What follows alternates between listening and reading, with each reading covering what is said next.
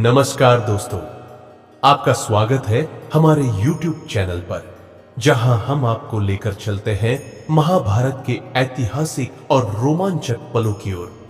आज हम एक बेहद महत्वपूर्ण और गंभीर विषय पर चर्चा करने जा रहे हैं, भीष्म का पतन।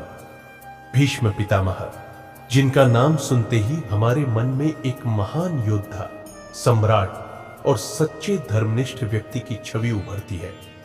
वही भीष्म अपने जीवन के सबसे बड़े मोड़ पर आकर संकट में फंसे।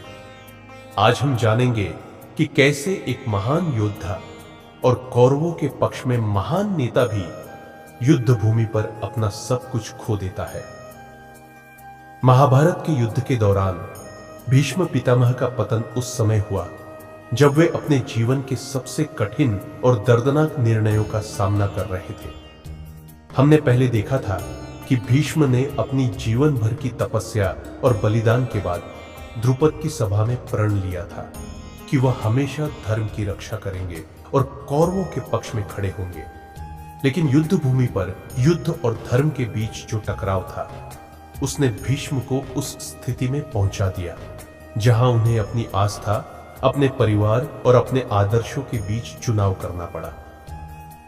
भीष्म का पतन तब शुरू हुआ जब अर्जुन ने उनके खिलाफ युद्ध की घोषणा की। अर्जुन, जो उनके लिए बहुत आदरणीय थे, ने उनकी अपार शक्ति और युद्ध कौशल के बावजूद उन्हें युद्ध भूमि में पराजित करने का संकल्प लिया। भीष्म पितामह, जो अपने धर्म और कर्तव्यों के प्रति पूरी तरह से प्रतिबद्ध थे, लेकिन उनकी स्थिति अब ऐसी हो गई थी जहां उनकी नैतिकता और युद्ध नीति के बीच संघर्ष उत्पन्न हुआ। उनका यह कर्तव्य ही उनके पतन की वजह बना। युद्ध भूमि में भीष्म का पतन न केवल एक व्यक्ति का पतन था, बल्कि यह एक पूरे साम्राज्य, एक पूरे आदर्श का पतन था। भीष्म की दी हुई प्रतिज्ञाओं और उनकी रणनीति ने युद्ध को और भी अधिक जटिल बना दिया था।